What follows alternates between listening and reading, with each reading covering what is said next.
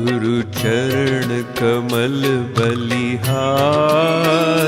गुरु पर तन मन धनवार, गुरु चरण धूरी सिरधार, गुरु महिमा परम्पार।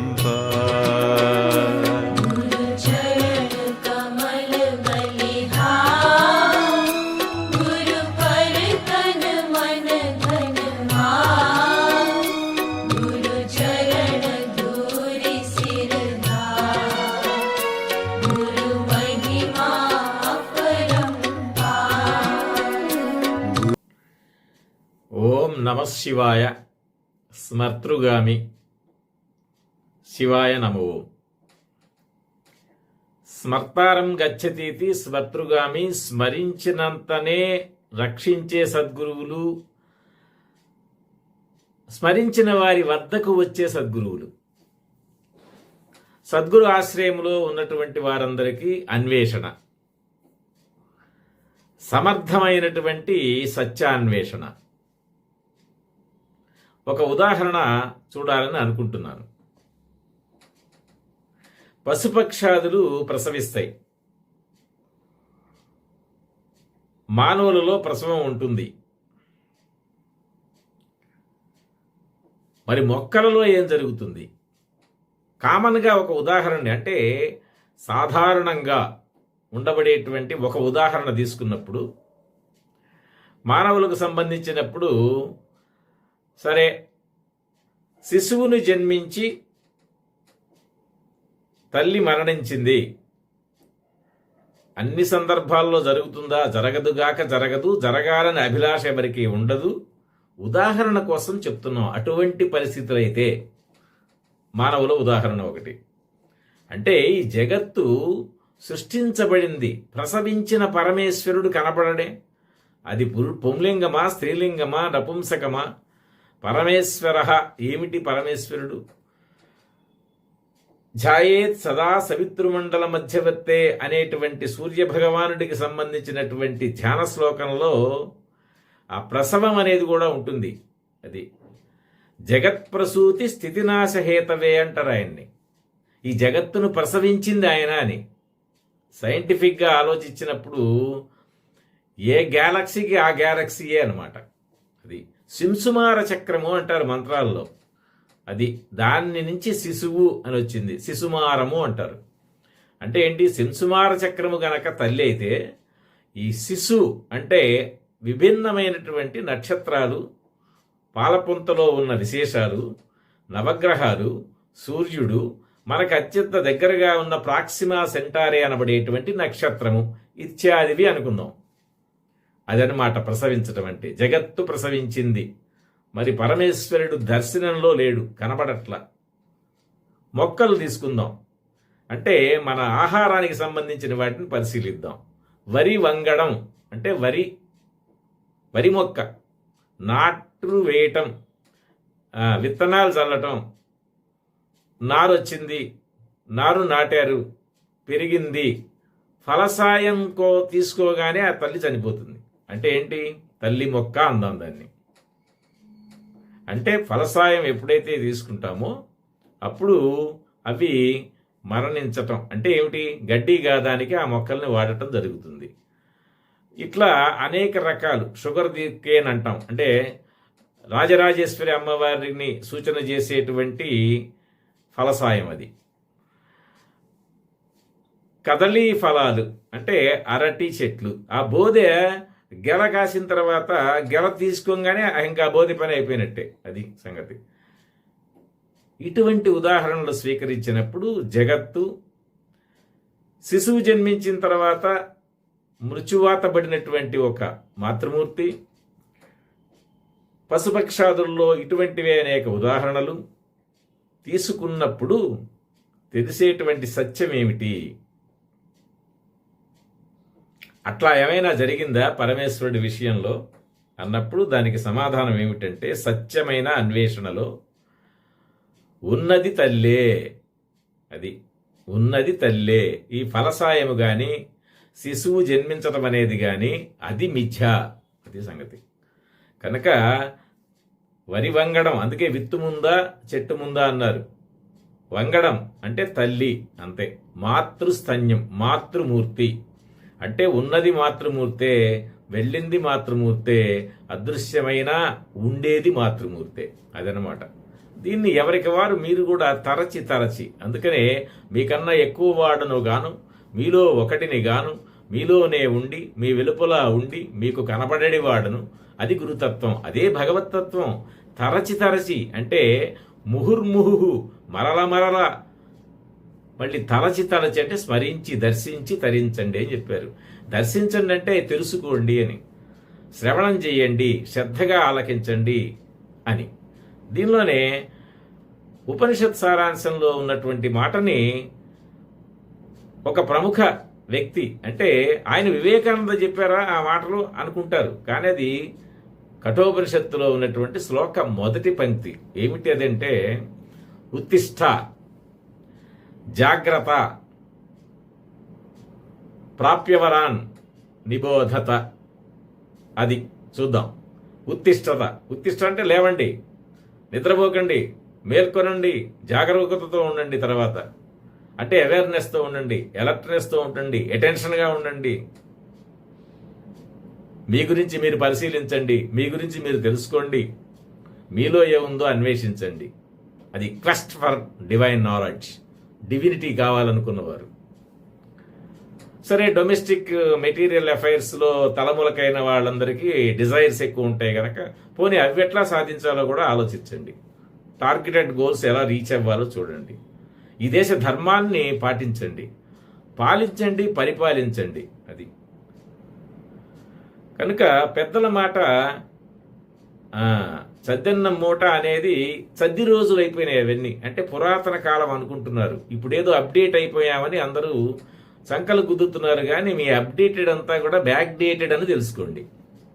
ప్రాప్యవరాన్ అన్నారు. ప్రాప్యవరాన్ అంటే, ప్రాప్య అంటే ఉపగమ్య, సమీపించు.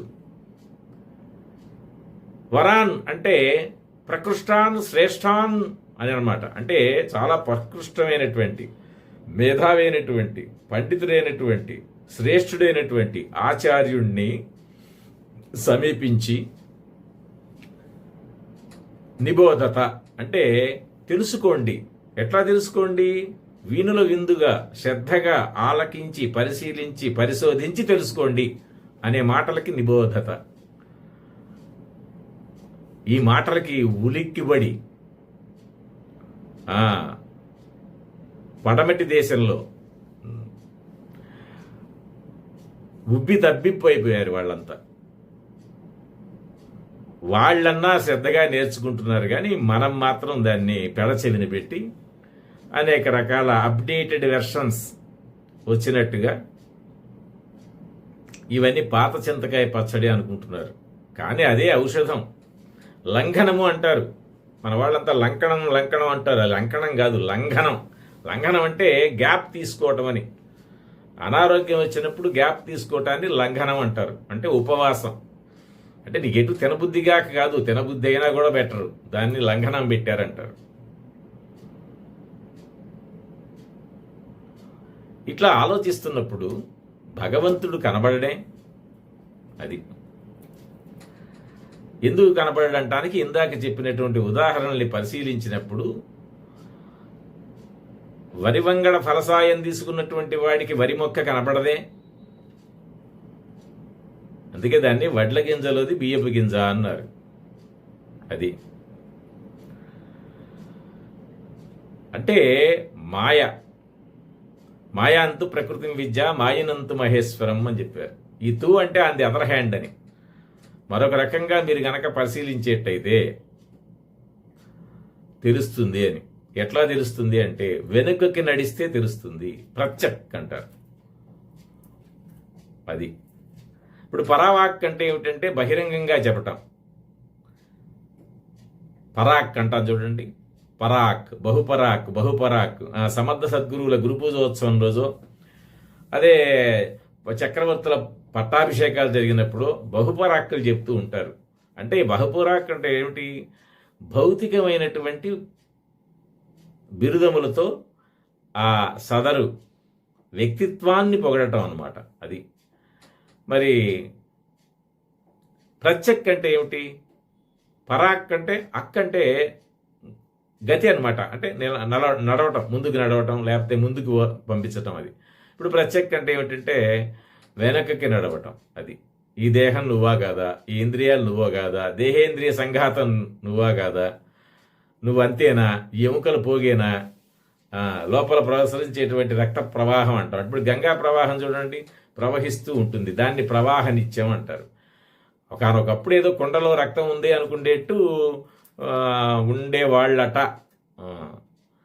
అంతేగాని రక్త ప్రసారం ఉంటుంది, అది రెచ్చిపోయినట్టుగా అడ్డదిడ్డంగా అటు ఇటు పరిగెత్తుంది కాదు. ఒక నియమిత పరిధిలో, నియమిత పరిస్థితుల్లో, ఒక ప్రత్యేకమైనటువంటి కక్షలో శిక్షించబడినటువంటి దానిలాగా, శిక్షణ తీసుకున్న దానిలాగా ఆ గుండె కొట్టుకోవటం, దాని ద్వారా రక్త ప్రవాహం జరుగుతూ ఉంటుంది. ఎక్కడ ఏమాత్రం తేడా వచ్చినా అక్కడ ఏం జరుగుతుందో అనుభవం.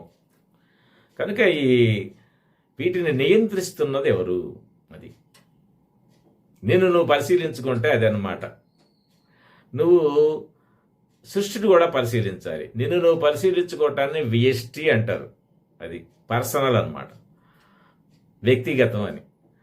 ఈ యూనివర్స్ని, జగత్తుని పరిశీలించడాన్ని సమష్టి అంటారు. అది యూనివర్సల్ అంటారు, అంటే విశ్వం అంటారు. అంటే విశ్వ పరిశీలన, నీ పరిశీలన చేసుకున్నప్పుడు ఇంటెలిజెన్స్ అనేది ఒకటి బయటపడుతుంది. అది సత్యాన్వేషణ. ఏమిటా ఇంటెలిజెన్స్ ఏమిటంటే ఇంటెలిజెంట్ కోషెంట్ అంటారు, ఐక్యూ. ఇంటెలిజెన్స్ అంటే ఏంటంటే personal intelligence, supra personal intelligence, universal intelligence. అది ఇంటలెక్చువల్గా ఆలోచించినప్పుడు యూనివర్సల్ ఇంటెలిజెన్స్ వేరు, ఇంటలెక్చువల్ వేరు. అది నీ బుద్ధికి సంబంధించిన ఆలోచనలు ఇంటలెక్చువల్ ఐడియాస్ అంటారు. అది ఇంటెలిజెన్స్ అంటే ఏంటంటే యూనివర్సల్ ఇంటెలిజెన్స్, విజ్ఞానము. జ్ఞానం వేరు. ఇప్పుడు ఫిజిక్స్ జ్ఞానము, ఎకనామిక్స్ జ్ఞానము. అది ఎటువంటిది అంటే ఈ జ్ఞానాలన్నీ కూడా వేదమైనా తీసుకోండి, ఆయన చదువుతాడు అంతవరకు, అదొక జ్ఞానము. ఎప్పుడు కావాలంటే అప్పుడు టేప్ రికార్డులోంచి తీసుకున్నట్టు పాటలు వేదం చెప్తాడు ఆయన, మనం వినవచ్చు. అంటే అది కూడా జ్ఞానమే. ఎటువంటి ఈ జ్ఞానాన్ని ఏం చెప్పారంటే, మీరు నదీ ప్రవాహంతో పోల్చుకున్నప్పుడు మీరు ఒక చెరువు తీసుకోండి, చెరువులో నిలకడగా ఉన్న, నిలువ ఉన్న నీరు జ్ఞానం అంటే. ఏంటండి అంతా ఉంటుందే? అవును, అట్లాగే ఉంటుంది. నువ్వు వెళ్ళి ఓ బొంగ తీసుకుంటే బొంగే వస్తుంది. కనుక జ్ఞానం అంటే అది. మరి విజ్ఞానం అంటే ఏమిటంటే creative thoughts, creative ideology, creative inferences, అంటే కంక్లూజన్స్ అన్నమాట. వాటిని విజ్ఞానం అంటారు. అంటే కొత్త కొత్త విషయాలు కనుక్కోవటం. అది సైన్స్ అండ్ టెక్నాలజీ. అట్లాగే విజ్ఞానం అంటే వేదంలో ఉన్న విజ్ఞానం ఏంటి, ఉపనిషత్ సారాంశం ఏంటి, గురూపదేశం ఏంటి. అప్పుడు ఏ గురువు దగ్గరికి వెళ్ళాలి?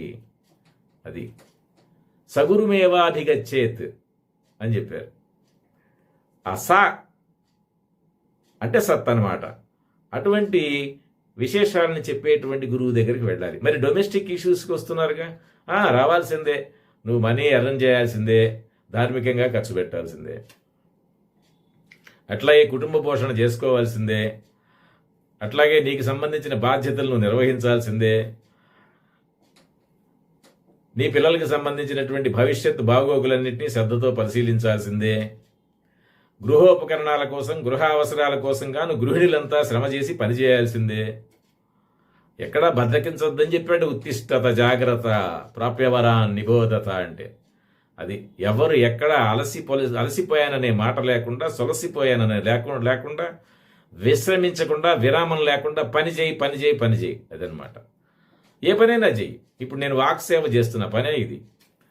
అది పనిగట్టుకొని చెప్తున్నాను అనమాట. అంటే ఏమిటి? అట్లా మీరు దీన్ని 4 సార్లు వినండి అని చెప్తున్నాం. ఎందుకు? ఇందులో ఉన్నటువంటివి అందరికీ ఒకేసారి వింటే అర్థం కాదుగా.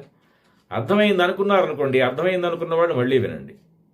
అప్పుడు మీలో నిక్షిప్తమైనటువంటి ఆ జ్ఞానం ఏదైతే ఉందో విజ్ఞానంగా మారుతుంది. అది విజ్ఞానం ఎప్పుడైతే మారుతుందో ఆనందం వస్తుంది.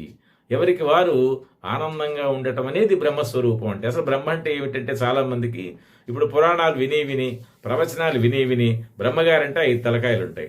అందులో ఒక తలకాయ శివుడు పొడి చేసాడు. అంటే ఆయన అంటే శివుడు విలన్ చేశారు అందరూ. వాళ్ళ ఇష్టం అనమాట. పురాణాల్లో విష్ణువుని హీరో చేయాలి, శివుడి గారిని విలన్ చేయాలి కనుక ఆయన పొడిచాడు. బ్రహ్మగారి విష్ణువు దగ్గరికి వెళ్ళి మొరబెట్టుకున్నాడు. ఈ కథ అబద్ధం. అది ఇప్పుడు సత్యాన్వేషణలో మనం చెప్పదలుచుకుంది.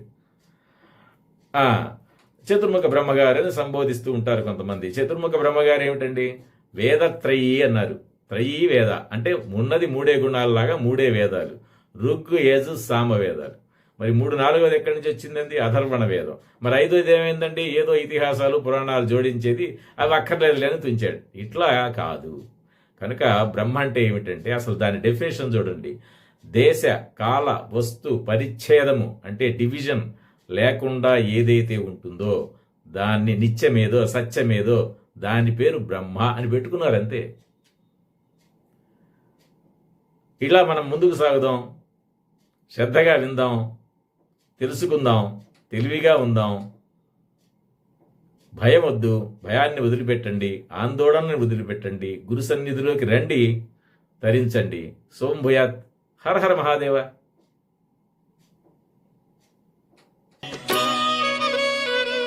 सद्गुरु भज नंद कुमार।